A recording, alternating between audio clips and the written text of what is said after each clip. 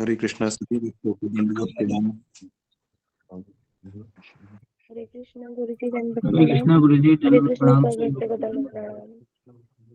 हरे कृष्ण कृष्ण हरे राम हरे राम राम हरे हरे, हरे कृष्णा सबको हरे कृष्णा। तो आगे बढ़ते हैं। मज्ञानतिमिरन्धस्य ज्ञानाञ्जनशलाकया चक्षुरुन्मीलितं येन तस्मै श्रीगुरवे नमः। श्री कृष्ण चैतन्य प्रभु नित्यानंद श्री अद्वैत गदाधर शिवासादि गौर भक्तवृंद। हरे कृष्ण कृष्ण कृष्ण हरे हरे, हरे राम राम राम हरे हरे।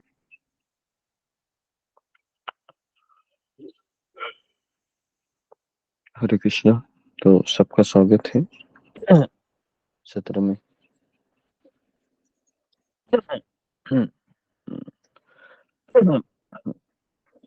तो हरे कृष्णा जो महामंत्र है जिसका हम रोज जप करते हैं, और जप करने के बाद हमें अच्छा लगता है। शिला प्रभुपाद ने ये जो मॉर्निंग प्रोग्राम दिया था जिसमें मंगल आरती, नरसिंह आरती, तुलसी आरती, चैतन्य शिष्टाष्टकम, फिर नाम अपराध, ये सारी चीजें करना बहुत जरूरी है क्योंकि भक्ति के 64 अंग होते हैं। भक्ति रसामृत सिंधु जो रूपा गोस्वामी जी ने लिखा है, और तो ये जो 64 अंग में से काफी सारे अंग हैं, ये मॉर्निंग प्रोग्राम में हो जाते हैं। फिर गुरु पूजा है, और तो हमारे लिए ये जो सुबह 4 बजे से जो सत्र शुरू होता है और 6:30 बजे तक लोग रहते हैं मंगल आरती के समय तक, है ना। तो कई भक्त हैं, कम से कम 40-50 भक्त तो करते ही है डेली। लेकिन हमेशा कोई चीज है, इसको बनाए रखना बहुत कठिन है क्योंकि हम जिस मार्ग पर चल रहे हैं ना, तो इसमें क्वेश्चन पेपर आते रहते हैं और हम आंसर देने की जब बारी आती है तो कई बार हम भावनात्मक दृष्टि से कमजोर हो जाते हैं। और आपको ये मैं बात बताऊं, जब परीक्षाएं होती हैं हमारी भावनाओं की, तब जी 2-4 दिन तो हम घायल होते ही हैं। ये सबके साथ होता है क्योंकि अ, ऐसा नहीं है कि बड़े बड़े भक्त लोगों के साथ भी होता है, लेकिन वो लोग बाद में फिर अपने आप को समझा के या फिर भक्तों की संगति से और हरे कृष्ण महामंत्र से वह उससे उभर आ जाते हैं।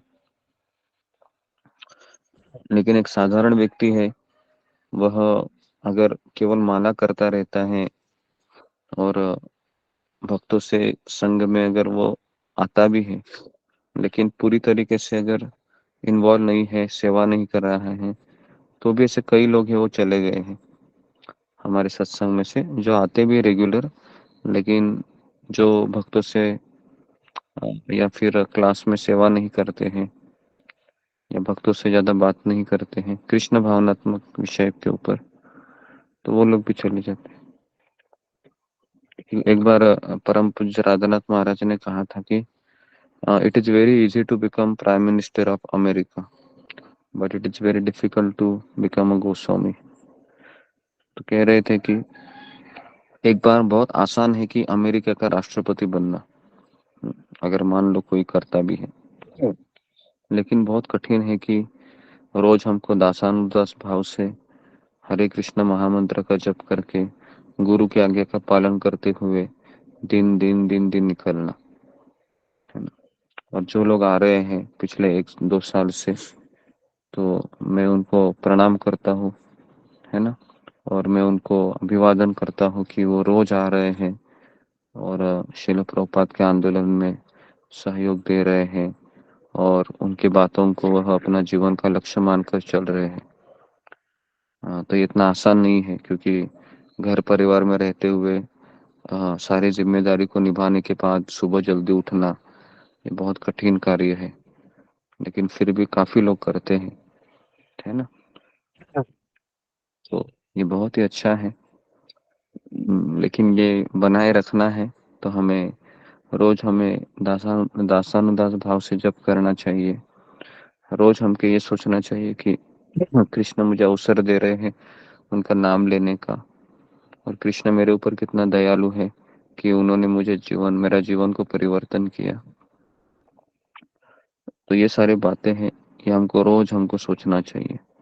परम पूज्य राधानाथ महाराज कहते हैं कि कृतज्ञता, ग्रेटिट्यूड, ये ऐसा अंग है जिसको हमें रोज अभ्यास करना चाहिए अगर हमको अच्छा जपा करना है।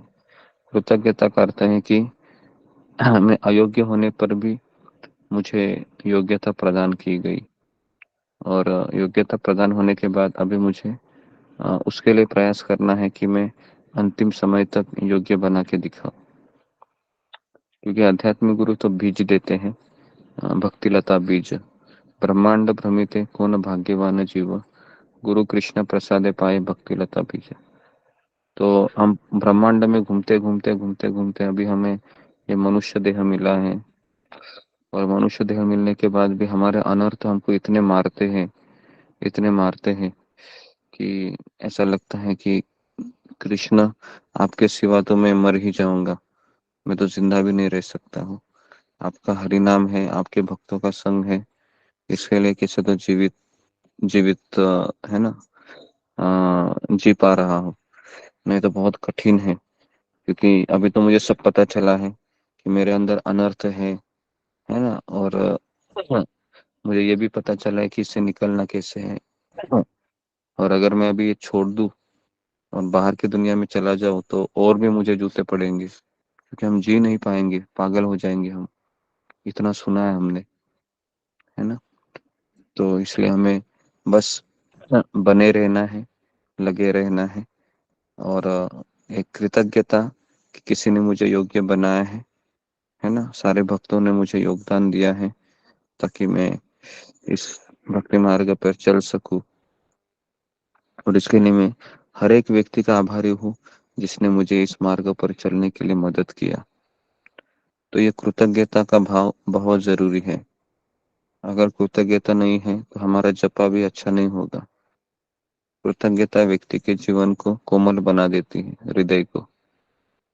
क्योंकि इस हृदय में बहुत सारे असुर रहते हैं। हाँ। और कृतज्ञता होने से हम हमारा जपा अच्छा होता है, और जपा अच्छा होना बहुत जरूरी है। जपा करना ये हमारा लाइफ लाइन है।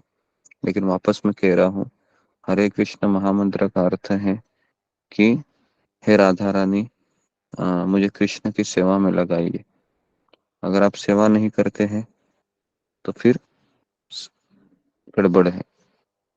सेवा करनी चाहिए, यथाशक्ति जो भी है हमको सेवा करना बहुत जरूरी है। नहीं तो फिर हमें वापस उस हरि नाम का हमको टेस्ट नहीं मिलेगा, और फिर हम वापस बोर हो जाएंगे। तो हरि नाम और सेवा, ये दोनों चीजें होनी जरूरी है। केवल हरि नाम अगर आप करोगे तो भी कुछ नहीं होगा, क्योंकि हरि नाम में शक्ति तभी आती है जब वह गुरु के आज्ञा का पालन करता है। और अगर सेवा नहीं करता है, गुरु सेवा नहीं होती है उससे, तो उस हरे कृष्ण महामंत्र में पावर नहीं आती है। बस केवल आपको ऐसा लगेगा कि हाँ मेरा माला हो गया अभी, चलो, लेकिन अंदर से भावना उत्पन्न नहीं होगी। तो इसलिए सेवा करना भी उतना ही जरूरी है। हम्म। और हरे कृष्ण महामंत्र का जप हमें ऐसा करना चाहिए जिस तरह से बच्चा माँ को पुकारता है। द्रौपदी ने कृष्ण को पुकारा था, है ना। कल मैंने एक प्रवचन में सुना था कि जब द्रौपदी का वस्त्राहरण हो रहा था तो काफी सारे लोग सभा में थे, और सबके मुंडी नीचे थी, कोई ऊपर उठाने की हिम्मत नहीं कर पा रहा था। तो बगल में ही कृपाचार्य बैठे थे, उनका नाम ही है कृपाचार्य।